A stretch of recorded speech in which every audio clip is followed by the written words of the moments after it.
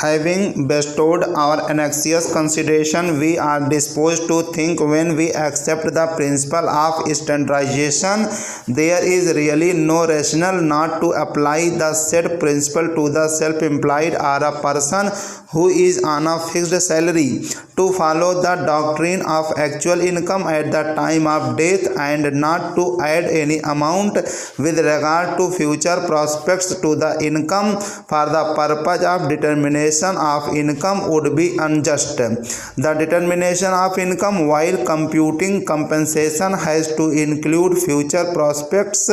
so that the method will come within the ambit and sweep of just compensation as postulated under section 168 of the Act.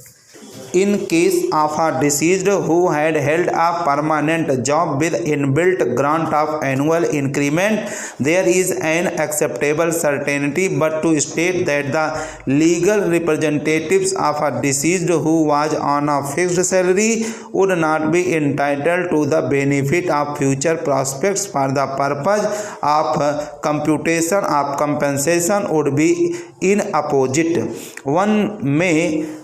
perceive that the comparative measure is certainly on the one hand and uncertainty on the other, but such a perception is fallacious. It is because the principal rise does affect a self-employed person, and that apart there is always an incessant effort to enhance one's income for sustenance. The purchasing capacity of a salaried person on permanent job, when increases because of grant of increments and pay revision or for some other change in service conditions, there is always a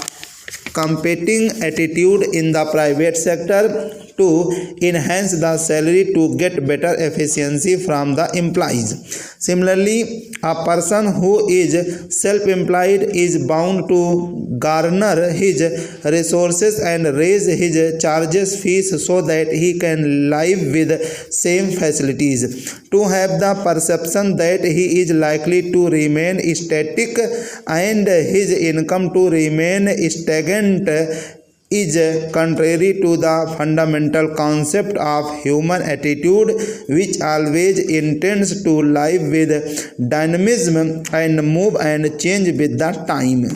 Though it may seem appropriate that there cannot be certainty in addition of future prospects to the existing income, unlike in the case of a person having a permanent job, yet the said perception does not really deserve acceptance. We are inclined to think that there can be some degree of difference as regards the percentage that is meant for